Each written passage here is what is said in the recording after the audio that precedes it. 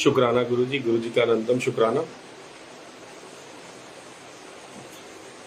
आज fourth part continue मालिक करवाएंगे। पहला पार्ट कि गुरु कौन होता है, गुरु हमारी लाइफ में किस लिए आता है। दूसरा पार्ट गुरु का हमारी लाइफ में क्या इम्पोर्टेंस है। तीसरा पार्ट लंगर प्रसाद की महिमा। आज उसी को आगे बढ़ाते हुए चौथा पार्ट मालिक का गुणगान। समंदर में से चम्मच के बूंदों के थ्रू मालिक जितना कराएगा वो आप ही कराएंगे, वो जितना कराएंगे आप ही कराएंगे। गुरु की महिमा है अमित, कहीं ना सके श्रुतिशेष, जिनकी कृपा कटाक्ष से रंकु होत नरेश। गुरु की कृपा जिन पे पड़ जाती है वो रंक से राजा बन जाते हैं, वो रंक से राजा बन जाते हैं, चाहे वो आध्यात्मिक धन से चाहे वो संसारिक धन से। इन दोनों चीज़ों में फ़र्क होता है। एक्चुअली हमारी मांग गलत होती है। हम गुरु से जुड़ते हैं, सत्संग से जुड़ते हैं, किसी इष्ट से देवी देवता से जुड़ते हैं, मंदिर जाते हैं, गुरुद्वारे जाते हैं, अपनी छोटी छोटी मांगे लेकर, जिसको हम बिजनेस कहते हैं कि मालिक मेरा ये काम बना दे, मैं ऐसा करूँगा, मेरे को ये दे दे, मैं वैसा करूँगा, ऐसा करूँगा, वैसा करूँगा। हमारी मांग ही गलत है संगत जी, हमारी मांग ही गलत है। हम सही मांग मांगते ही नहीं है क्योंकि हमारे अंदर भूख नहीं है। भूख किस चीज़ की? भूख मालिक को पाने की भूख हमारे अंदर नहीं है, इसीलिए हम भटकते हैं। थोड़े से हमारे इकट्ठे हुए कार्मिक अकाउंट के अच्छे हमें गुरु मिला, वहाँ पे हमने थोड़े और अच्छे कर्म करे, हमें गुरु की संगत मिली। हमने थोड़े से और अच्छे कर्म करे, हमें गुरु ने सेवा प्रदान करी। उसके बाद हमने वहाँ पे और अच्छे कर्म करे, गुरु ने हमारी बाँह पकड़ ली। कहते हैं ना, गरीब निवाज मेरी बाँह पकड़ ले, कि गुरु जी अगर आप हमारी बाँह पकड़ लोगे तो हमारा भवसागर से पार होना निश्चित है।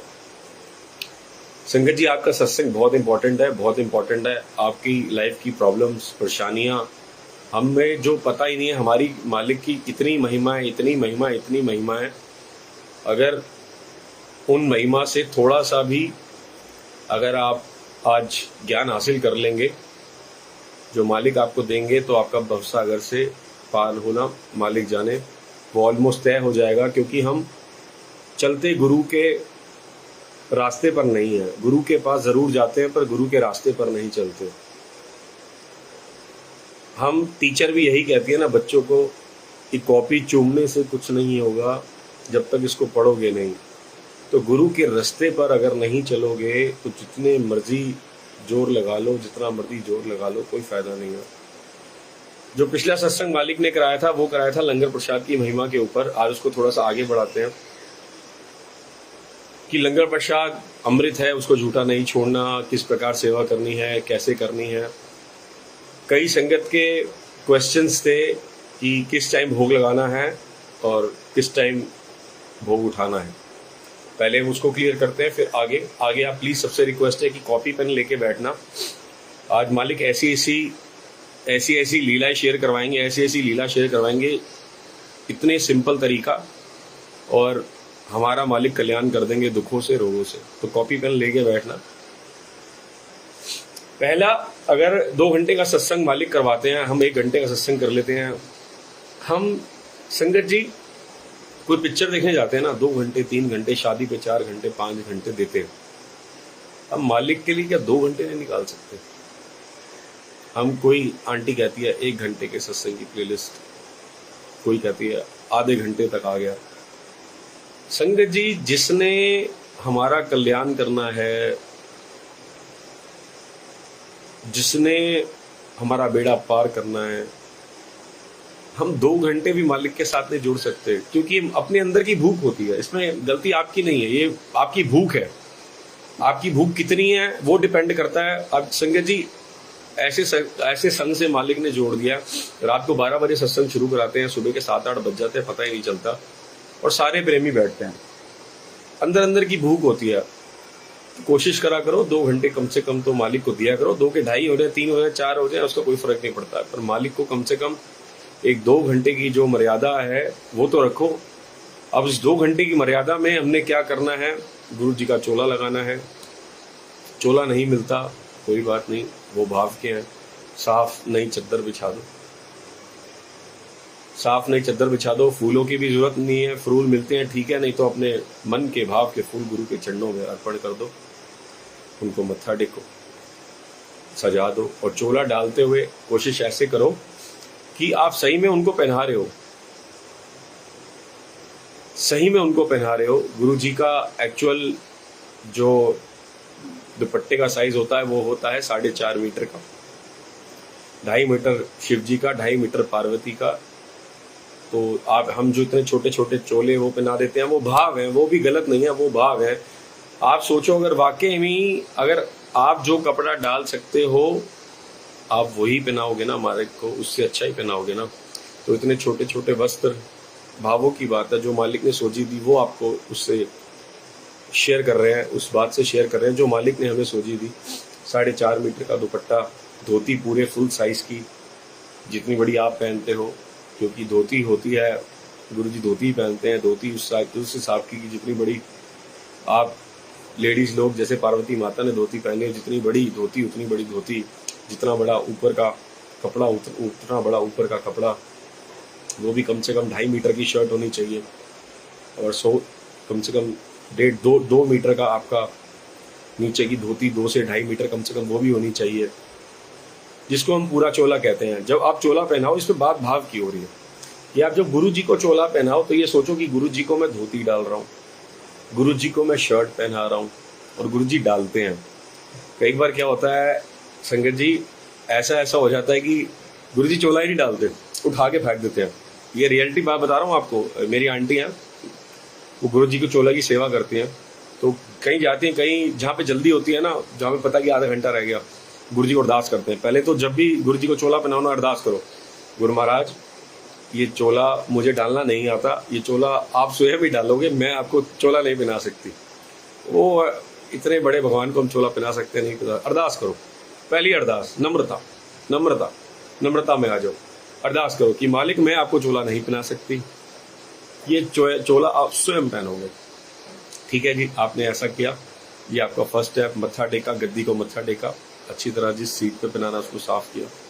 कोशिश करो 2 सीटर का सोफा ना हो, नहीं तो सिंगल सीटर का सोफा हो, जिसपे मालिक, जिसपे कोशिश करो कि हम जिस पे बैठ सकते हैं, वो एक शक्ति है, वो हवा में भी है, वो स्वरूप में भी है, वो छोटे से सोफे में भी है, वो बच्चे की चेयर में भी है। अभी एक आंटी के घर पे सत्संग था, उन्होंने छोटे बच्चे की चेयर लगाई थी। अब यकीन नहीं करेंगे संगत जी, एक छोटे बच्चे का हाथ टॉवल पे था, एक छोटे बच्चे का हाथ पूरा टॉवल पे छपा हुआ था। उसकी प्रेजेंस क्या थी कि उसके भाव थे, चाहे वो छोटी चेयर पे बैठे, उन्होंने अपने आकार छोटा कर लिया। पर कोशिश ये करो कि जो हम खाते हैं, जो हम पीते हैं, जो हम पहनते हैं, वही हम अपने गुरु के लिए करें। जो पहनते हैं, जो हम करते हैं, वही हम अपने गुरु के लिए करें।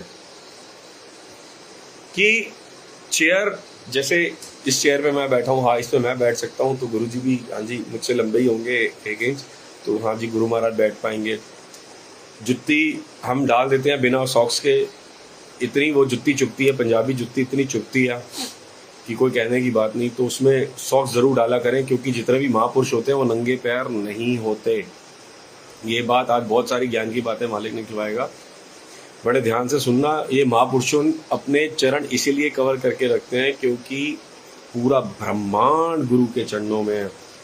भजन है ना, सारे तीर्थ धाम आपके चरणों में, हे गुरुदेव प्रणाम आपके चरणों में। और लिखने वाले ने तो ये भी कह दिया है, ब्रह्मा विष्णु महेश भी आपके चरणों में। इसका मतलब ये है कि ब्रह्मा तक, विष्णु तक, महेश तक, उस परमात्मा तक पहुंचने का रास्ता आपके चरणों से होके निकलता है। तो जितने भी महापुरुष देखोगे ना, संत देखोगे, सब ने सॉक्स डाली होंगी, चाहे वो सर्दी हो चाहे वो गर्मी हो। बड़े मंदिर के चोले देखोगे ना, जिसमें गुरु जी के सॉक्स चरण नजर आते हैं, सब में सॉक्स होंगी, सब में सॉक्स होंगी। सॉक्स आपने डालनी है जुतियों के साथ। शूज लो, जुत्ती लो, आपके ऊपर है। 10 या 11 साइज का बड़ा पैर वह गुरुजी एडजस्ट कर लेते हैं। वो भाव के हैं, आपको सिर्फ पैटर्न बताया जा रहा है कि जैसा मैं हूं, जैसे मैं जूते डालूं, जैसे मैं कपड़े डालूं, मेरे प्रभु उससे अच्छे डालें। वो भाव के, आप कुछ नहीं डालेंगे, चद्दर बिछा देंगे तब भी वो दर्शन देंगे। तो वो तो एक ज्योत है, वो तो एक शक्ति है। वो छोटी बड़ी अपना रूप ले सकते हैं। जैसे हनुमान जी एक छोटे से भी रूप ले सकते हैं, बड़े से भी। तो गुरुजी भी एक शक्ति है, वो छोटा रूप भी ले सकते हैं, वो बड़ा रूप भी ले सकते हैं। पर भाव कहने का भाव पकड़िए, अर्थ पकड़िए कि जो चीज मैं कर रहा हूँ वो मैं गुरुजी को पहनाऊं। जी जैसे मैंने शर्ट पहनी है तो गुरुजी के लिए भी शर्ट अपनी ऐसी लेके आऊँ 42 साइज की, गुरुजी को पहनाऊं। गुरुजी प्लीज आप शर्ट पहनिए, गुरुजी ने पैंट पहनी हुई है। ये प्यार का खेल है, ये प्यार की गली है। ये कोई इस बात को जान सकता है, ये तो प्यार का खेल है। फॉर्मेलिटी और प्यार में बहुत फर्क होता है। तो फॉर्मेलिटी में तो आप जो मर्जी पहना दो, बाकी ये प्यार का खेल है। ये प्यार का खेल है। तो उसी जैसे फिर आगे चलते हैं, उससे आगे बढ़ते हैं कि गुरुजी के हमने चरण रखे, गुरुजी का दरबार सजाया, फिर हमने जल प्रसाद, क्योंकि आपने गुरुजी को रेडी कर दिया। गुरुजी आ गए, गुरुजी को आपने एक वस्त्र बनाया, गुरुजी आ गए, आपने जल प्रसाद रख देना है। वो बैंड की प्रथा है।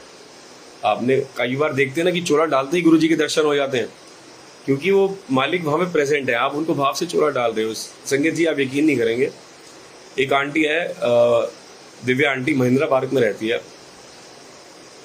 अब देखना सत्संग में सत्संग निकलेंगे, उनसे एक त्रुटि हो गई थी। जहांगीरपुरी के अंदर निशा आंटी के घर एक सत्संग था, तो उनसे ना उन्होंने लंगर प्रसाद को आधा झूठा छोड़ के डस्टबिन में डाल दिया। और उन्होंने कहा कौन देख रहा है, हम तो खाते नहीं है, हम तो किसी गुरु को मानते नहीं है।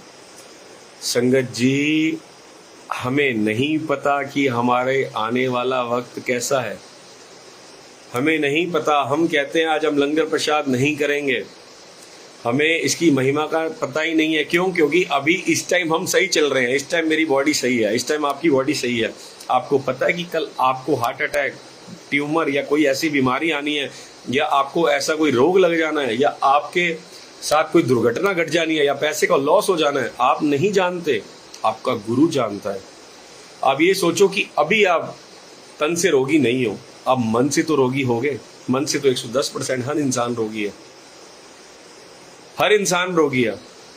तो सारे रोगों की दवाई है लंगर प्रसाद, और उन्होंने लंगर प्रसाद को झूठा छोड़ दिया। अब आने वाला वक्त तो मालिक जानता था। संगत जी जिस अंकल की 1 लाख रुपए सैलरी थी, 1 साल के अंदर किराए के मकान पे आ गए। बच्चे को दूध पिलाने के पैसे भी नहीं थे, बच्चे को दूध पिलाने के पैसे भी नहीं थे। छोटे छोटे उनके बच्चे, एक लड़का एक लड़कियां, बड़े नाक रगड़े, गुरुजी हमसे गलती हो गई, हमसे गलती हो गई। इसका मतलब क्या है? इसका मतलब ये है कि हमें आने वाला टाइम नहीं पता। हम जो लंगर प्रसाद को झूठा छोड़ के जाते हैं ना, या घर पे जाके खा लेंगे, हमें पता सबको घर पे जाके ये मिठाई है, फिर भी हम घर पे लेके जाते हैं जबरदस्ती। कोई बीमार है तो उसके लिए ले जाओ। लंगर कभी भी मांग के नहीं लेना, नहीं लेना, नहीं लेना।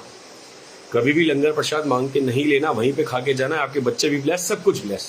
जब मालिक ने कह दिया, आज का टॉपिक क्या है कि गुरु की लीला पे जो उसने कथनी कर दिया उस पर चलना है। तो गुरु ने कह दिया कि लंगर प्रसाद नहीं करना, घर पे जाके यहीं पे करना, तो यहीं पे करना, चाहे 1 घंटा लगे, चाहे आधा घंटा लगे। संगत जी उनको 2 साल लगे, वो नाक रगड़ते रहे। आज उनके हस्बैंड की अच्छी जॉब भी लगा दी, सैलरी भी लगा दी, सब कुछ कर दिया। वो पक्के गुरुजी वाले हो गए। हर हफ्ते, हर 2 हफ्ते में गुरुजी उनके घर सत्संग कराते हैं। कहने का भाव पकड़ना, हमें अपना आने वाला वक्त नहीं पता। अगर हम इस टाइम करोड़पति है, हमारा शरीर ठीक है, पर हमें आने वाला वक्त नहीं पता। अगर शरद पवार जी पूरी चाय प्रसाद पी लेते तो आज उनका आधा फेस टेढ़ा है, वो पूरा सीधा होता। पूरा फेस टेढ़ा था, आधा ठीक हो गया। चाय पत्ती आई, उन्होंने चाय छोड़ दी। अब प्रसाद छोड़ दिया तो वो अमृत है। और गुरु जी ने फरमाया कि जितना पिएगा उतना ठीक होएगा। इसीलिए कभी मत सोचो कि मैं ठीक हूँ, मैं लंगर प्रसाद कर रहा हूँ तो आने वाला टाइम मेरा सही है। आप नहीं जानते आपका आने वाला टाइम संगत जी कैसा, वो गुरु जानता है। तो उसने क्या आपको अमृत खिला के आपका क्या क्या ब्लेस करना है, आप वो नहीं जानते। आगे चलते हैं सत्संग के लिए। गुरु जी आए, 5 बजे का टाइम, 5:02 5 मिनट पे हमने बैंड बजा दिया, गुरुजी आए, विराजमान हुए, हमने सबसे पहली जोत जलाई। अब जोत जलाने का क्या मतलब होता है, परमात्मा तू भी जोत है, गुरु वो भी जोत है और मैं भी जोत हूँ, हम सब जोतों ने इस एक जोत के अंदर समा जाना है। कई लोग 2 जोतें जलाते हैं मंदिर के अंदर गुरु जी के आने पे, ऐसा नहीं करना, चाहे वो माता रानी की हो, चाहे शिव जी की हो, चाहे कृष्ण भगवान की हो, चाहे और कोई गुरु की हो। कई संगत ना 2 जोतें जलाती है, एक मंदिर के अंदर, एक गुरु जी आए तब। पहली बात गांठ बांध लो संगत जी, मुझे नहीं पता सत्संग में पहले गुरु जी ने कहा था कि कोई और सत्संग आज करवाना है, पर अब गुरु जी आज क्या क्या सत्संग करा रहे हैं, तो बड़ा गहरा ये किसी को जवाब देना होगा, बड़ा ध्यान से नोट करना कि 2 जोतें नहीं जलानी। दूसरी जोत तो होगी, वो होगी आरती की।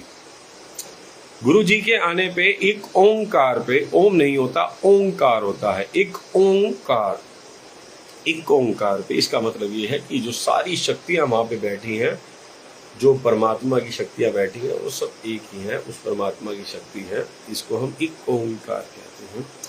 अब जोत जलाने का मतलब होता है परमात्मा जोत, गुरु जोत, मैं जोत, हम सबने एक दिन जोत में जोत मिली है ना, जोत में जोत मिली, सबूत किया राम, एक दिन मैंने भी राम में जोत ही बन जाना है। दूसरा, जोत जलाने का मतलब होता है कि मैंने गुरु जी के नाम की जोत जलाई है, तो उनका प्रकट होना लाजमी है। आपने अरदास करनी है कि गुरु जी आपके नाम की जोत जलाई है, ये जोत आपके नाम की जलाई है। हम कभी जाते हैं ना, कभी किसी के नाम की जोत जलाने, किसी के नाम की जोत जलाने, कभी हम पितरों के नाम की जोत जलाते हैं कि दादाजी दादी जी आपके नाम की जोत जलाई है, तो ऐसे हम गुरु के नाम की जोत जलाते हैं, माता रानी के नाम की जोत जलाते हैं। क्यों? क्योंकि आपके नाम की जोत जला दी है। जब जगराता है, जगराता होता है, चौंकी होती है, सबसे पहले जोत प्रचंड की इसलिए होती है कि या माँ तू प्रकट हो, ये तेरे नाम की जोत जल गई है, अब तेरे को प्रकट होना पड़ेगा। ऐसे ही गुरु जी के सत्संग में जब हम जोत जलाते हैं तो इसका मतलब क्या है, गुरु जी आपके नाम की जोत जल गई है, अब प्लीज आप आइए, दर्शन दीजिए, प्रकट होइए। अब इससे आगे चलते हैं, इससे आगे का जो लेसन मालिक पढ़ा रहे हैं वो ये है कि आपने जल प्रसाद रखा हुआ है, आपने कोशिश करिए आपका जितना लंगर प्रसाद है वो पहले से रेडी करके रखें, क्योंकि टाइम होता है, टाइम का स्केड्यूल है। संगत जी आपको पता है कि मेरे घर पे आज गुरुजी ने आना है, सत्संग है, संगत ने आना है, आप चाय प्रसाद अपना 4:30 बजे चढ़ा दीजिए, ताकि पूरे 5 बजे हम गुरुजी को चाय प्रसाद भोग लें। अब कितनी देर भोग लगाना है और कैसे लगाना है, आपने चाय प्रसाद की थाली तैयार करी, उसमें जो भी आपका दिल करे, जो भी मालिक ने रखवाना है, समोसा प्रसाद, बिस्किट प्रसाद, मटर मट्ठी प्रसाद, जो भी स्नैक्स प्रसाद, आपने गुरुजी की अच्छी सी थाली तैयार करी, उसमें टिश्यू पेपर रखना है। सारी बातें आज नोट करना, उसमें टिश्यू पेपर रखना है, ठीक है। एक सुंदर सी अपने गुरु के लिए, अपने प्रभु के लिए, अपने महाराजा के लिए एक थाली तैयार करी, उसमें टिश्यू पेपर रखा, उसको ढका, जिसको गुरुजी आज्ञा दे, मन से आवाज़ आएगी कि संगत को, इन संगत को भोग लगाना है। हम लेके जा रहे हैं गुरुजी का भोग प्रसाद, रास्ता खाली करा दिया, गुरुजी का भोग प्रसाद रखा, गुरुजी के चरणों में मत्था रखा, और जहाँ पे भोग प्रसाद रखा है वहीं पे साइड में बैठ गए गुरुजी की गद्दी में, राइट हैंड साइड पे। गुरुजी की जोत लेफ्ट हैंड साइड पे जलती है, गुरुजी की भोग राइट हैंड साइड पे लगता है, ध्यान देना। गुरुजी का भोग हमेशा राइट हैंड साइड पे लगता है, जोत की जगह नहीं है, वो ऊपर नीचे लेफ्ट राइट कहीं पे भी जहाँ मालिक जगह दे, गुरुजी का भोग हमेशा राइट साइड पे लगेगा। कोशिश करना, हम इतनी बड़ी बड़ी टेबलें लगाते हैं, अब जो भोग की टेबल हो वो भी पूरी हो, हमें बार बार उठाना ना पड़े सामान। अब गुरु जी का भोग जो है वो आराम से गुरु जी बैठ के खाए ना। एक मैं अगर इस टेबल पे बैठा हूँ तो बिल्कुल मेरे साथ चेयर होनी चाहिए, ऐसे ही गुरु जी अगर इस कुर्सी पे विराजमान है तो बिल्कुल राइट हैंड साइड पे गुरु जी की चेयर होनी चाहिए, तो टेबल होना चाहिए, उसके बिल्कुल साथ में होना चाहिए। उसके बाद बिल्कुल साथ में आपने भोग प्रसाद रख दिया, मत्था टेकिए, बैठ जाइए, 15 से 20 मिनट की वेट कीजिए। जितनी देर आपको लगती है उतनी देर गुरुजी को लगती है चाय प्रसाद पीने में। 15 मिनट आप गुरुजी के पास बैठ जाइए, थोड़ा सा कपड़ा आपने हटाना है, क्योंकि 2 भाव होते हैं, एक भोग लगाना, एक ब्लेस कराना। पिछले 3rd पार्ट में आपको गुरुजी ने सुनवाया था कि भोग कराना, भोग लगाना और ब्लेस लंगर कराने में फ़र्क है, कि हमें लंगर प्रसाद सारा घर पे बनाना चाहिए। अगर बाय चांस हलवाइयों से मजबूरी में बनवाना पड़ रहा है तो जितना भी गुरुजी का भोग है सेम मेन्यू का वो खुद बनाना चाहिए। अब 15 से 20 मिनट का टाइम आपने गुरुजी के साथ चरणों में बिताना है। जो भोग लगा रहे हैं आप गुरुजी के चरणों में बैठ जाइए, टाइम नोट कर लीजिए, टाइम नोट कर लीजिए। जैसे ही 15 से 20 मिनट हुए, आपने मत्था टेकना है, गुरु जी को इजाजत लेना है, गुरु जी को भूल चूक माफ, मत्था टेका, भूल चूक माफ, आपने भोग प्रसाद बड़े प्रेम से उठाया, रास्ता खाली करा दिया, मालिक का अमृत लेते हुए जा रहे हैं, मत्था टेका, आंटी को हैंड ओवर कर दिया। अब आंटी ने क्या करना है, भोग सारा मिक्स नहीं करना, बड़े ध्यान से, भोग सारा मिक्स नहीं करना। क्यों? अगर सारा मिक्स हो जाएगा तो उसको गर्म नहीं कर सकते। और कई बार चाय प्रसाद एस्टिमेट से तो बनती नहीं है, ज़्यादा बन जाती है। अब चाय प्रसाद ज़्यादा बन गई तो संगत जी कई बार दूसरी बार संगत लेती भी नहीं है। ये ब्लेसिंग्स हैं उनकी, उनको लेनी चाहिए। पर क्या होता है कि कई बार अगर जो चाय प्रसाद बच जाती है ना, फिर उसका कोई उपाय नहीं हो पाता। तो इसीलिए सारी मिक्स मत करो, 2 जग ले लो, गुरु जी का भोग वहीं रख दीजिए, उसको थोड़ा थोड़ा मिक्स करिए। 1 जग गया, दूसरा जग गया, उससे क्या है, अगर आपका चाय प्रसाद बच भी जाता है तो आप उसको दोबारा गर्म कर सकते हैं। ऐसे ही लंगर प्रसाद के साथ है। लंगर प्रसाद पूरे पतीले में मिक्स नहीं करना, छोटा सा पतीला लीजिए, उसमें भोग मिक्स कर लीजिए, फिर दोबारा डालिए, और भोग ऊपर से मिक्स करना है। ये सेवादार भी बड़े ध्यान से सुन ले, वो कहते हैं कि भोग इसके अंदर चला गया तो इसके अंदर वो डालें। नहीं नहीं नहीं नहीं नहीं, हमेशा गंगा जल हो, भोग हो, कुछ भी हो, वो ऊपर से डाला जाता है। पारस को ऊपर से डाला जाता है सोना करने के लिए। बात को समझना, भोग को ऊपर से मिक्स करा जाता है। तो एक छोटे छोटे पतीले बना ले, उसमें भोग का 1-1 चम्मच डाल दे। उससे बेशक खत्म हो गया एक पतीला, उसमें मिक्स कर दे। नहीं तो गुरु जी की जो भोग की थाली पड़ी है उसमें से 1 चम्मच निकाले, डाल दे। आधा चम्मच वो खत्म हो गया, दूसरी उसको रिफिल किया, फिर उसमें से आधा चम्मच किया। ऐसे करते हैं उसको, तभी वो भोग प्रॉपर बन पाता है। अब बात को समझ गए, भोग में दूसरी चीज मिक्स नहीं होती, भोग को दूसरी चीज में मिक्स करना है, अमृत को आपने दूसरी चीज में मिक्स करना है। समझ गए ना फर्क? अब आप एक बात बताओ, आप जब गंगा जल लेने जाते हो तो घर से क्या पानी की बोतल लेके जाते हो उसमें से मिक्स करने के लिए कि इस पानी में मैं गंगा जल मिक्स कर लूंगी? नहीं ना। आपने क्या करना है, आपने गंगा जल लिया, घर आए, एक दूसरी बोतल में गंगा जल बना दिया तो वो गंगा जल की बोतल बन गई, ना कि आप उसको रिफिल कर रहे हो, वो तो पानी बन जाएगा। इसी प्रकार अमृत है, गुरु जी का भोग प्रसाद है। अगर भोग प्रसाद को आप वैसे मिक्स करोगे तो ऐसा नहीं होगा। आपको बड़े ध्यान से इस बात को चलना है, बड़ा ध्यान से लेके चलना है कि ना लंगर प्रसाद को दोबारा गर्म करना है और उसको वेस्ट नहीं करना है, इसलिए थोड़ा थोड़ा मिक्स करें।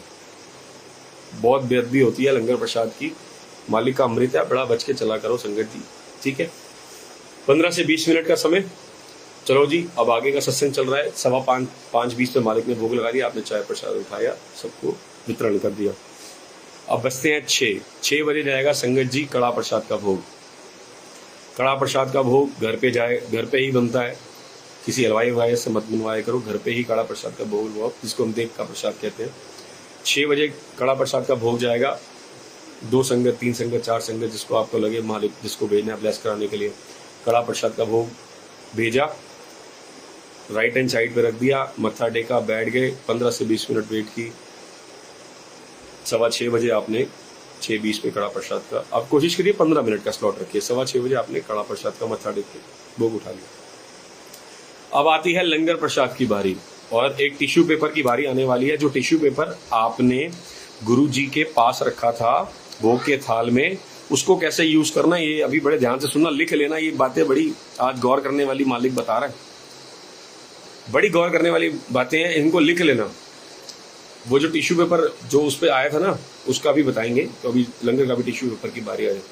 अब लंगर प्रसाद का आपने 4 परांठे गुरु जी के लिए घर पे भोग के लिए बना दिए, 4 परांठे भोग के लिए बनाए, एक दाल, हमेशा एक सूखी सब्जी और गीली सब्जी और चटनी की होती है। आज उसका रीजन है, आज संगत जी सुनना, जो हार्ड सब्जी बनाते हैं मालिक, जितनी भी हमारे लाइफ की परेशानी है, जो हार्ड हो चुकी है, जो कुटिल हो चुकी है, जो जटिल हो चुकी है, उनका अंत करने के लिए, उनको ब्लेस करके उनका अंत करने के लिए, जो सॉफ्ट सब्जी, स्मूथ सब्जी बनाते हैं, दाल प्रसाद, मटर पनीर प्रसाद, राजमा प्रसाद, वो हमारी लाइफ के फ्लो को स्मूथ करने के लिए, हमारी लाइफ का फ्लो स्मूथ हो जाए।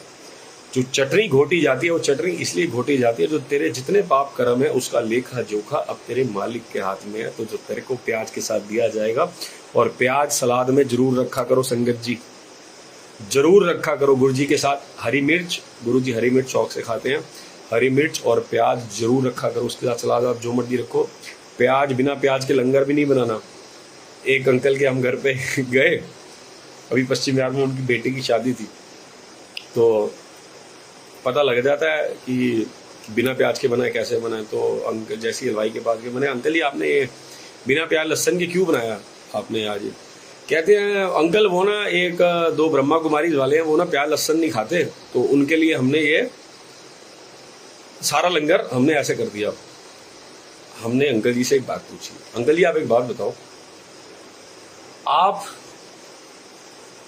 अगर वहां जाते हो, आपने बिना प्याज लहसन का खाया, कह रहे ठीक है जी, हाँ मैं खाया। मैंने कहा अगर आप उनको ये बोलोगे कि मैं प्याज लहसन खाता हूं और मैं बिना प्याज लहसन के ये लंगर नहीं खाऊंगा, तो क्या आपके लिए प्याज लहसन डालेंगे?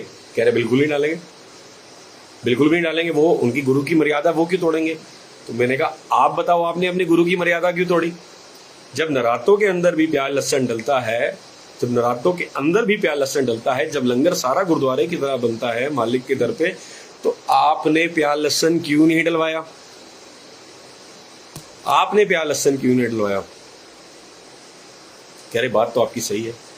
मैंने कहा हम अपनी मर्यादा अपने लोगों के हिसाब से नहीं चलाते, गुरु की मर्यादा गुरु के हिसाब से चलती है। हमारे गुरु का कथन है कि प्याज लहसन डलना है, लंगर में तो डलना है। प्याज अगर भोग के लिए जाएगा, सलाद प्रसाद में जाएगा तो जाएगा। हमने किसी के लिए कोई रिश्तेदार खाए ना खाए, हमारा लेना देना नहीं है। ब्लेस करना उस मालिक का काम है, हमने उसका ठेका नहीं ले रखा।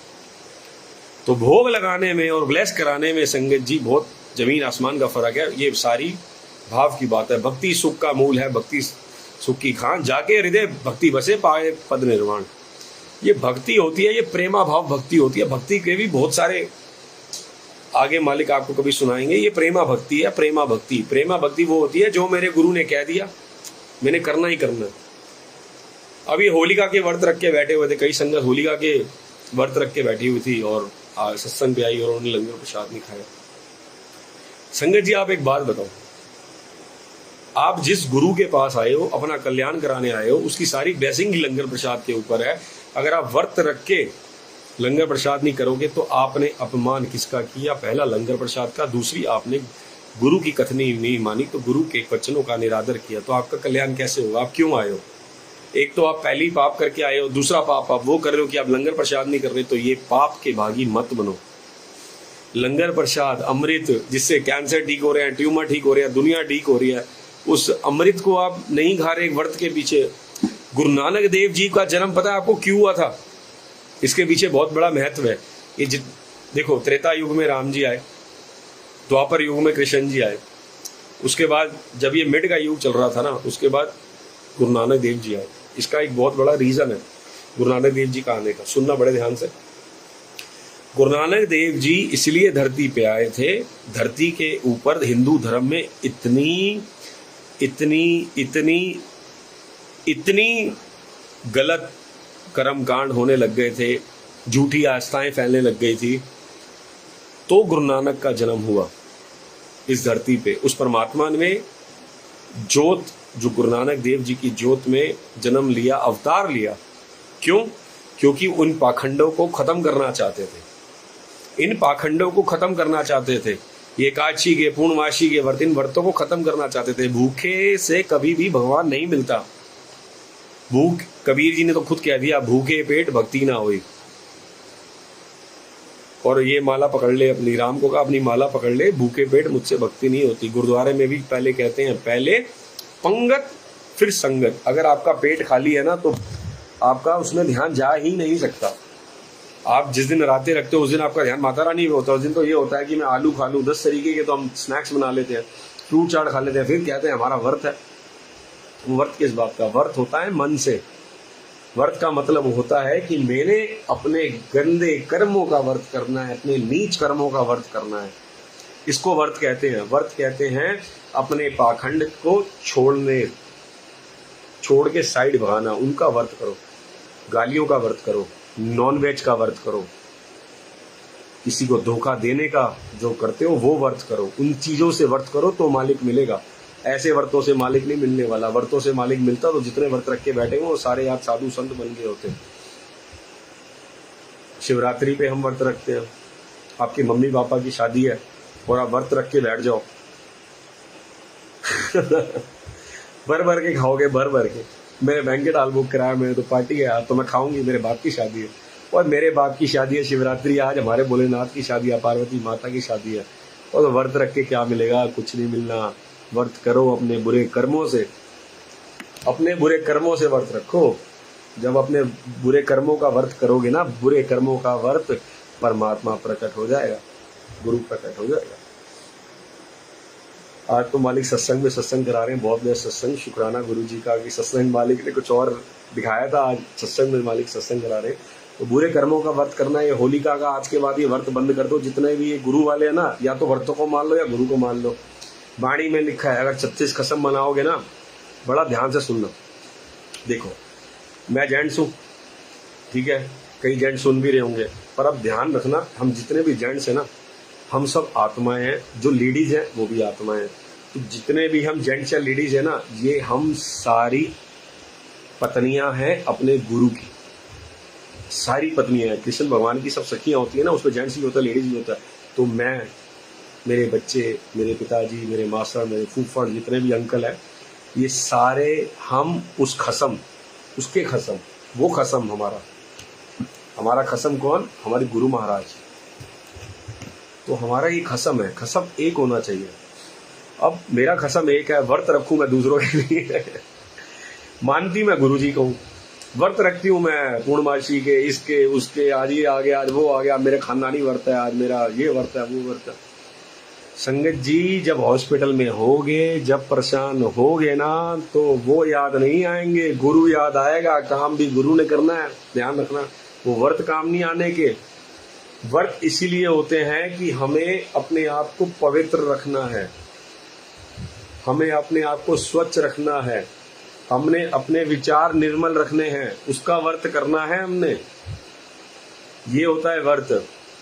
अब गुरुजी से किससे पूछा था ना, किसी ने गुरुजी से ये सवाल किया कि गुरुजी मोक्ष मिलेगा? गुरुजी ने कहा, वचन है, लिख लो वचन गुरुजी के, कि जे चंगे कर्म करो ते ता। तो हमें बुरे कर्मों के व्रत रखने हैं कि हमने बुरे कर्म आज के बाद नहीं करने। बुरे कर्म क्या होते हैं हम सब जानते हैं, उसको एक्सप्लेन करने की जरूरत ही नहीं है। नॉनवेज खाना, झूठ बोलना, शराब पीना, किसी की निंदा करना, चुगली करना, ये सब बुरे कर्म है और इंतहाई बुरे कर्म है। तो बुरे कर्मों का व्रत करो, करना है तो बुरे कर्मों का व्रत करो। अब आगे चल रहे थे मालिक के भोग प्रसाद। मालिक का भोग प्रसाद जाएगा संगत जी, जैसे 5 से 7 का सत्संग है, तो 6:45 बजे मालिक का भोग, 15 से 20 मिनट, जितनी देर आपको लगती है, जितनी देर आपको लगती है उतनी देर ही गुरु जी को लगती है खाने में। आप ये सोचो, जो मुझे अच्छा लगता है वो मेरे गुरु जी को खिलाना है, जो मुझे अच्छा लगता है मेरे गुरु जी को पहनाना है। जो मर्जी आप लंगर प्रसाद रखो, एक सूखी सब्जी, एक गीली सब्जी, चाहे आपने कैमरा प्रसाद का भोग लगाना है, चाहे आपने चॉकलेट प्रसाद का भोग लगाना है, वो आपके भावों के, वो आपके भावों के, वो आप जो मर्जी रखो, उसकी कोई मनाही नहीं, वो आपके भाव है। पर 20 मिनट पहले आपने गुरु जी का भोग भेज दिया, मत्था टेका, लंगर प्रसाद रखा, मत्था टेका, थोड़ा सा कपड़ा उठाया कि मालिक प्लीज आप भोग लगाओ, गुरु जी के चरणों में बैठ गए। अब भोग कब उठाना है? मंत्र जाप के बाद। जी हाँ, कई संगत मंत्र जाप से पहले उठा लेती है, नहीं, कतई नहीं। अपनी अपनी सोचिए, मालिक ने गलत उनको नहीं कह सकते, क्योंकि मालिक ने उनको सोच बख्शी हुई है। मंत्र जाप बैठो, वाइब्रेशंस लो, मालिक की पूरी ब्लेसिंग्स लो, कल्याण करवा के, मत्था टेक के, फिर आज्ञा लेके गुरु जी की भोग की थाली उठाओ, किचन में लेके जाओ, और आके आपको पता है कि मिक्स कैसे करना है, कैसे नहीं करना है। और बड़े ध्यान से सुनना, गुरु जी ने टिश्यू पेपर रखवाए थे, एक चाय प्रसाद के साथ, एक जो हम भोग प्रसाद लेके गए उसमें गुरु जी ने टिश्यू पेपर रखवाया थे। अब उस टिश्यू पेपर का क्या करना है? हम सब गुरुद्वारे जाते हैं, श्री बंगला साहिब गुरुद्वारे, जो कि श्री हरकृष्ण साहिब जी का गुरुद्वारा है। श्री हरकृष्ण ते आइए जिस डिठे सब दुख जाए, श्री हरकृष्ण ते आइए जिस डिठे सब दुख जाए। श्री हरकृष्ण जी को त्याने से सब दुख चले जाते हैं। एक छोटी सी उम्र में 5 साल की, 4 साल की, सोचो 4 साल का, 5 साल का बच्चा क्या होता है। तो इससे ज्ञान मिलता है, क्या ज्ञान मिलता है कि कोई भी ज्ञान की सीमा नहीं होती। तो कोई भी एक छोटी, चाहे 17 साल की आंटी सत्संग करे, या 11 साल का अंकल सत्संग करे, या 9 साल का बच्चा सत्संग करे, अगर आपको प्यास लगी है ना संगत जी, आप किसी के घर जाते हो, अगर आपको प्यास लगी है ना, आप कभी भी ये नहीं पूछते ये बिस्लेरी का पानी है किनले का पानी है। अगर आपको प्यास लगी है तो, अगर आपको प्यास नहीं लगी फिर आप पूछते हो आंटी आपके घर में आरओ लगा हुआ है, मैं तो किनले का पानी पीता हूँ, मैं तो बिस्लेरी का पानी पीता हूँ। आपको प्यास नहीं लगी। अगर आपको प्यास लगी है, आपने गिलास उठाया, आपने पी लिया, गिलास साफ है गंदा है आप बाद में देखोगे, किस नलके से पानी पी रहे हो वो आप बाद में देखोगे। अगर गुरु को पाने की भूख लगी है ना, गुरु से मिलने की भूख लगी है ना, तो ये कभी नहीं सोचोगे ये बच्चा छोटा है, ये बच्चा बड़ा है, ये आंटी छोटी है, बुजुर्ग है, इसने मेकअप किया, ये विदाउट मेकअप है, ये कैसी है। आप उसके पहनावे पे, उसकी शक्ल पे, उसकी उम्र में नहीं जाओगे। अगर आपको प्यास लगी है, अगर प्यास नहीं लगी फिर तो बोतल ऐसी है, नलका ऐसा है, अंकल ऐसे, आंटी ऐसी, क्योंकि आपको प्यास ही नहीं लगी। अगर आपको प्यास लगी है, अगर आपको प्यास लगी है मालिक से मिलने की, मालिक के सत्संग की, मालिक से मिलने की भूख है, फिर आप कभी भी जिंदगी में ये नहीं देखोगे ये बच्चा छोटा है, बड़ा है, उससे बड़ा है, उससे छोटा है। श्री हरकृष्ण जिसते आई है, जिस डिठे सब दुख है। श्री हरकृष्ण साहिब जी जब गद्दी पे विराजमान थे तो एक पंडित आया, पंडित ने चालाकी दिखाई कि आपने अपना नाम तो हरकृष्ण रख दिया है, अगर आप गीता का सार करके बताओ तो मैं आपको गुरु मानूं। तो गुरु जी ने कहा कि आप एक काम करो, आप किसी को भी लेके आ जाओ, अगर मैं करूंगा तो तुम सोचोगे कि मैंने पढ़ के कर दिया। तुम एक काम करो, तुम किसी को भी पढ़ के ले आओ, तुम पकड़ के ले आओ और मैं उससे करवा दूंगा। अब उस पंडित ने क्या चालाकी करी संगत जी, वो चज्जू जीवर था, एक चज्जू जीवर जो गूंगा था और पागल था, जो गूंगा था और पागल था, ना सुन सकता था ना बोल सकता था, वो पागल की अवस्था थी उसकी, वो उनको पकड़ के ले गए। अब मालिक परमात्मा रूप श्री हरकृष्ण साहिब जी उनके सामने ले आया, वो छोटी बाल अवस्था में 5 साल की अवस्था उनके सामने ले आए। अब संगत जी उन्होंने क्या किया, अब इससे शिक्षा क्या मिलती है, शिक्षा लेना, ये सत्संग शिक्षा का। उन्होंने छड़ी ली, बाला प्रीतम ने, उनको बाला प्रीतम कहते हैं, उन्होंने छड़ी ली, उसके सर पे रख दी और वो गीता के सार बोलने लग गया। संगत जी एक पागल गूंगा गीता के सार बोलने लग गया। बाला प्रीतम ने अपनी छड़ी उसके सर पे रखी, तो जिसके सर पर तू स्वामी, जिसके सर पर गुरु हाथ रख देता है ना, तो वो बोलता जाता है, बोलता जाता है, बोलता जाता है, वो कुछ भी जो मालिक उससे बुलवाएगा। तो इसीलिए कोई भी सत्संग करे तो उसकी उम्र की सीमा आपने नहीं देखनी, वो अच्छा है बुरा है मेरे जैसा गंदा है आपने नहीं देखना। जो ज्ञान मिल रहा है ना आपने बस वो ले लेना। मैं नल का गंदा हूं, मैं नल का अच्छा हूं, मेरा मुंह कैंट का आरओ का है या दूसरे आरओ का है या एक्वागार्ड का है या एमसीडी के नलके का है, अगर आपको प्यास लगी है तो अब इससे पानी पी जाओगे, क्यों मालिक आपको पिलाना चाहता है। दूसरा सत्संग, वो रास्ते से श्री हरकृष्ण साहिब जी जा रहे थे, उनकी पालकी किसी ने रोकी, वो कौड़ी था, वो कौड़ी था और वो जानता था मालिक के बारे में, श्री गुरु हरकृष्ण जी के बारे में जानता था। उसने जबरदस्ती पालकी रोकी और कहा कि मेरे आप सारे रोग दूर करो, कष्ट दूर करो। अब गुरुजी ने क्या किया, गुरुजी ने अपना जो रुमाल है ना जिससे वो मुंह पोंछते थे, हाथ पोंछते थे, वो रुमाल उसको दे दिया और उसको कहा कि तू ये अपना इससे पिंडा पूज ले। पिंडा कहते हैं पंजाबी में बदन, तू इससे अपना बदन पूछ ले। संगत जी बंगला साहब गुरुद्वारे चले जाना, सारी चीजें यहाँ बखान करी हुई हैं, रियलिटी की बात है। जैसे जैसे जैसे जैसे उस कोड़ी ने गुरु जी का रुमाल मलना शुरू किया शरीर पे, उसके वैसे ही सारे के सारे कष्ट, रोग, कोड़ सब दूर हो गए। सिर्फ गुरु जी का रुमाल जो गुरु जी ने उनको दिया था। तो बोलो जय गुरु जी, सारे शुक्राना गुरु जी। अब सोचो कि अगर गुरु महाराज का हाथ लगा रुमाल हमारा कोड़ दूर कर सकता है, तो जो गुरु जी ने लंगर प्रसाद किया था, अब उस हैंकी का महत्व समझ आया आपको? अब उस हैंकी का महत्व समझ आया कि गुरु जी ने जो भोग लगाया था,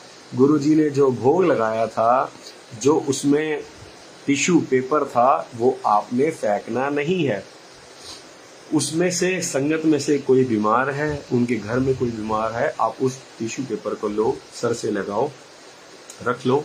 नहीं तो जहाँ पे आपको दिक्कत है ना, आपको यहाँ दिक्कत है, वहाँ दिक्कत है, कहीं पे भी दिक्कत है, आप उसको अच्छी तरह रब करो, उस टिश्यू पेपर को रब करो। वो बिल्कुल जब वो घिस जाएगा ना, तब उसको आप डस्टबिन में थ्रो करो। उस टिश्यू पेपर को बिल्कुल आप घिसो जहाँ पे आपको प्रॉब्लम है।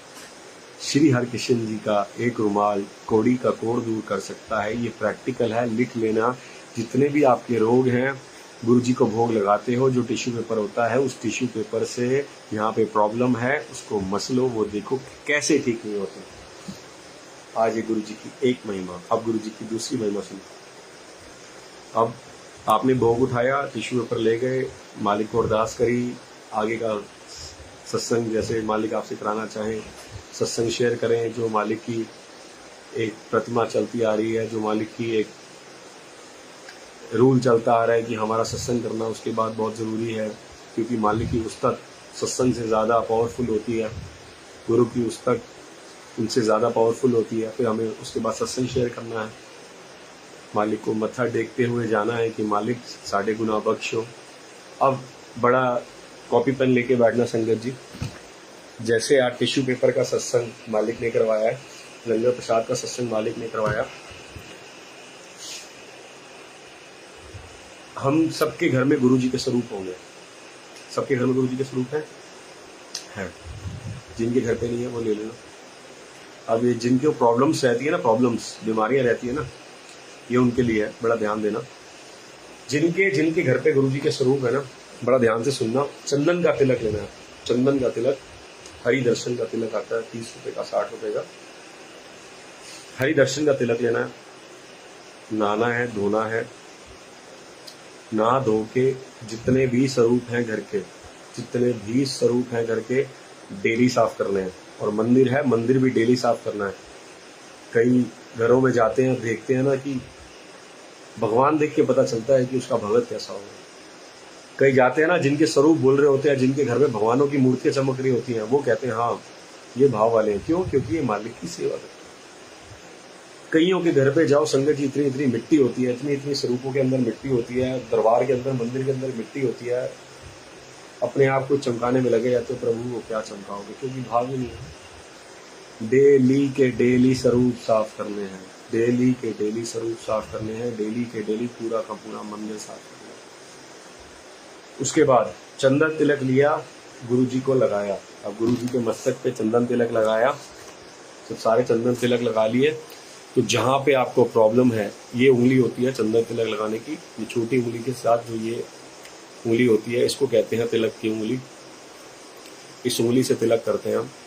जो मिडिल फिंगर के साथ वाली फिंगर होती है, राइट हैंड साइड की, तिलक लिया, गुरु जी को लगाया। जहाँ पे प्रॉब्लम है वो रिटर्न वहाँ पे लगा दिया। जैसे आपके समझ लीजिए कि हाथ में दर्द है, तो गुरु जी के आपने तिलक लगाया, सर पे तिलक लगाया या आप चरणों में तिलक लगाओ। गुरु जी के मस्तक पे, जहाँ पे आज्ञा चक्र होता है, जहाँ पे हमारी आत्मा रहती है, गुरु जी के आज्ञा चक्र पे, गुरु जी के सेंटर पे हमने आईब्रोज के बीच में तिलक लगाया। उसके बाद उस तिलक को जहाँ पे प्रॉब्लम है वहाँ पे लगा लिया। अब रेगुलर करके देखो, रेगुलर करके देखो, आपकी जो भी प्रॉब्लम है जड़ से खत्म हो जाएगी। ये स्टेप नंबर 1 है।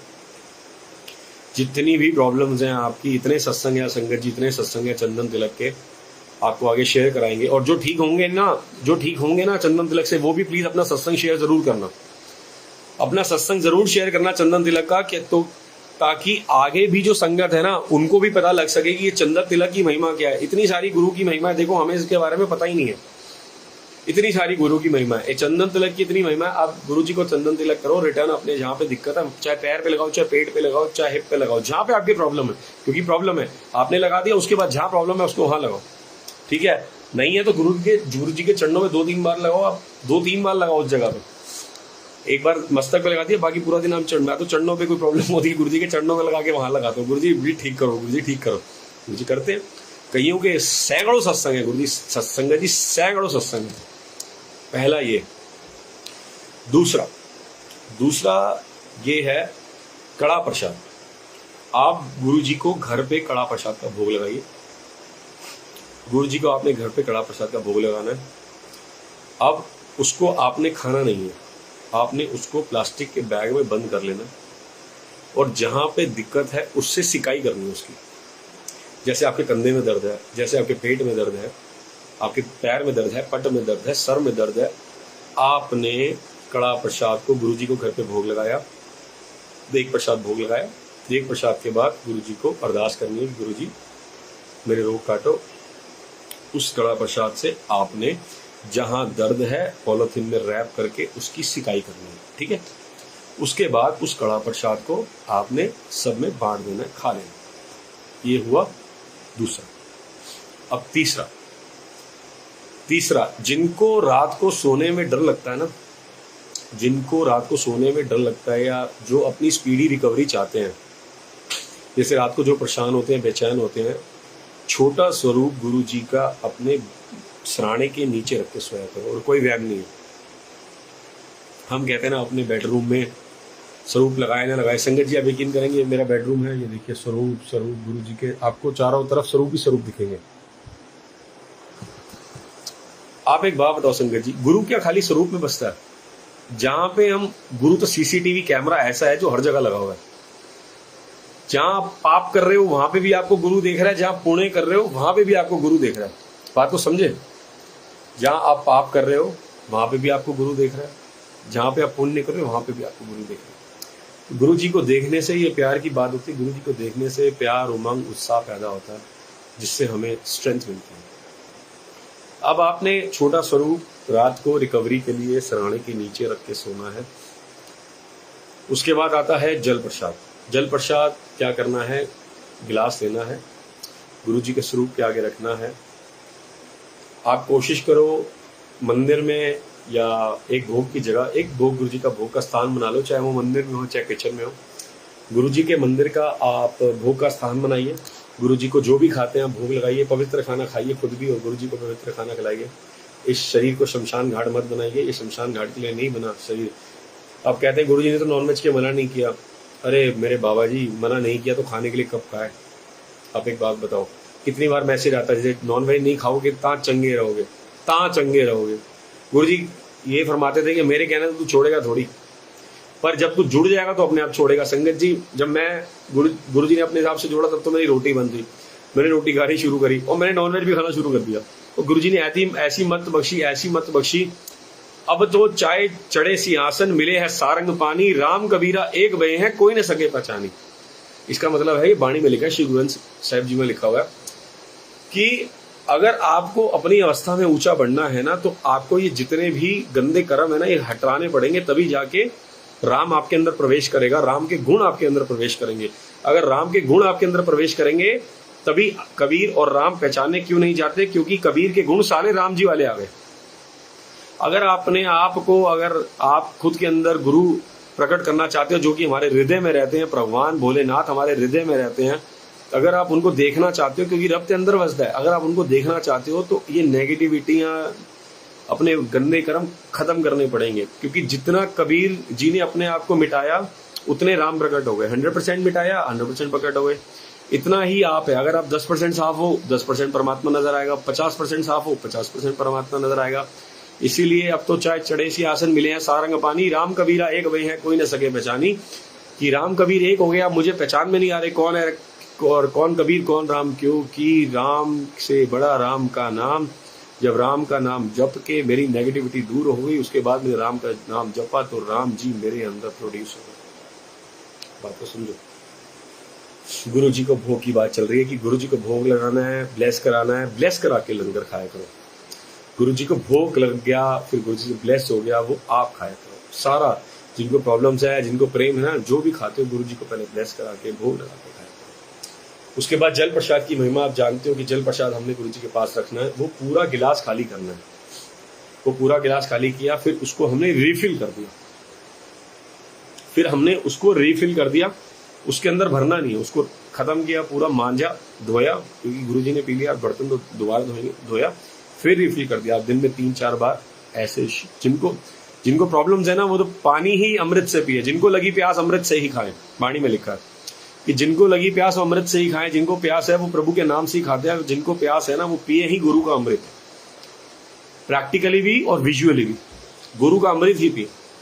उसके बाद आता है सबसे बड़ा उपाय है मालिक नेगेटिविटी दूर करने का, लोटा, तांबे का लोटा। हम सब जानते हैं तांबे के लोटे के बारे में। थोड़ा सा तांबे के लोटे के बारे में आज हम मालिक बताएं, सबको जान लेते हैं। तांबे का लोटा लेना है संगत जी, और देख लेना उसके अंदर, उसके ऊपर ढक्कन भी होना चाहिए, कम से कम ये साइज हो तांबे के लोटे का, और उसमें डेंट नहीं होना चाहिए कोई भी, ना वो किसी के पैसे का दिया हो, आपके खुद के पैसे का खरीदा हो, खुद लेके आओ। अगर बड़े मंदिर से ब्लेस करा लो, नहीं होता गुरु जी के चरणों के साथ रख दो एक रात में, ठीक है, उसको वो ब्लेस हो जाएगा। गुरु जी के चरणों के साथ लगा के रखो, और उसके ऊपर ना लक्कड़ के ऊपर रखना, जमीन के ऊपर नहीं रखना। मंदिर है यहाँ पे स्टैंड बना लो लक्कड़ का, लक्कड़ के ऊपर रखो। नहीं है किचन में गुरु जी का स्वरूप रखो, एक छोटी चौंकी आती है लक्कड़ की, वो ले लो, उसके ऊपर लोटा रखो। अब उसको आपने ना सरफ से मांजना है, ना विम से मांजना है, ना जूने से मांजना है, उसको मांजना है नींबू से, नमक से और हाथ से, ठीक है। ना कभी उस पर पीताम्बरी लगानी है, ना भी कभी उस पर नमक लगाना, ना कभी विम लगाना है, ना सरफ लगाना है। सिर्फ और सिर्फ नींबू, नमक और पानी से धोना है, डेली धोना है, डेली मांजना है। आप देख लो जितना आपके, जिस दिन आपको प्रॉब्लम होगी ना, उतना ही वो अगले दिन काला होगा। देख लेना, कभी भी हमारे साथ होता है, प्रैक्टिकल है। जितना भी आप उसको मांजोगे ना, और जितनी प्रॉब्लम्स होगी, वो उतना ही काला होगा, और फिर अगले दिन चमक जाएगा। जिस दिन कोई प्रॉब्लम नहीं हो उस दिन चमक रहा होगा, देख लेना, प्रैक्टिकल है। उसको आपने रखना है पूरी रात भर गुरु जी के चरणों में, लक्कड़ के ऊपर। फिर आपने सुबह खाली पेट उठते ही आधा पी लेना है, और नहाते हुए वो आधा आपने नहा लेना है, चाहे वो स्टील के गिलास में, किसी में भी कोई फर्क नहीं पड़ता। स्टील के गिलास में पलटा, पी लिया, आधा बच गया, फिर आप स्टील का गिलास लेके आए, फिर पलटा, आपने पी लिया, वो खाली हो गया, उसको रिफिल करके गुरु जी के पास रख दो, वो फिर अमृत बन जाएगा। रात को जब धो, फिर वो अमृत प्रसाद फिर पी लो, वो जल प्रसाद आप फिर पी लो। तो ये लोटे की महिमा, आज मालिक ने आपको बहुत सारी महिमा बताई। टिश्यू पेपर की जो सत्संग में होता है, चंदन तिलक की, और सबसे रिक्वेस्ट है जिनके भी इससे काम बनेंगे ना, जिनकी भी प्रॉब्लम्स दूर होंगी, सब शेयर करना फेसबुक पे। गुरु जी का सिमरन पेज है, नहीं तो मैसेंजर पे शेयर करना। और ये यूट्यूब पे सत्संग डलता है, तो यूट्यूब पे इसके आज ये 4th पार्ट है। जो जिसने पहले पार्ट नहीं देखे, वो गुरु जी का सिमरन पेज है फेसबुक पे या यूट्यूब पे, ब्लेसिंग सत्संग एक नाम का एक चैनल है, उस पर भी डला हुआ है। कुसुम यादव आंटी, उन्होंने भी सत्संग शेयर किए हुए हैं। तो आज ये 4th पार्ट है। और बाकी जिनका काम बनेगा ना, जिनकी प्रॉब्लम दूर होंगी, वो अपना सत्संग जरूर शेयर करना, और 110% होगा, 110%। ऐसी कितनी सारी संगत के साथ हो चुका है। Miracles of Guru ji, स्वातिपुरी aunty बहुत करती हैं शेयर। बहुत अनंतम शुक्राना है गुरु जी का। इतनी छोटी छोटी, आप सोचो कि इतना अथाह ज्ञान का समंदर हमारे गुरु जी, एक छोटी छोटी चीजों से हमारी कैसी बीमारियां दूर करते हैं जो हमें पता ही नहीं है। अब जो पता लग रही हैं, उनका जब ये कल्याण होगा तो वो सत्संग भी करना, छोटा सा, चाहे 10 संगत का, ताकि मालिक का शुक्राना हो सके। अगर सत्संग नहीं कर सकते, कड़ा प्रसाद का भोग लगाना, जब आपकी ब्लेसिंग्स पूरी हो जाएंगी, गुरु जी को कड़ा प्रसाद का भोग लगाना, उनका शुक्राना करना। और जो संगत सत्संग कर सकती है वो सत्संग करना, और अपना ये सत्संग उनको शेयर करना, ताकि ये आगे जा सके, ताकि ये सत्संग आगे जा सके और औरों का भी भला हो सके। नानक नाम चढ़दी कला तेरे पाने सर्वत दा भला। तो हमने सर्वत का भला करना है, सबका भला करना है इसके थ्रू, चंदन तिलक के थ्रू, लोटे के थ्रू, स्वरूप रख के, टिश्यू पेपर के, गुरु जी के टिश्यू पेपर, जल प्रसाद। तो इस चीज का बहुत ध्यान रखें। अब इजाजत लेते हैं गुरु जी। जय गुरु जी, शुक्राना गुरु जी, अनंतम शुक्राना। बाकी अगली बार सबसे मालिक इस दास से सेवा करवाएंगे। बहुत बहुत शुक्राना। जय गुरु जी, शुक्राना।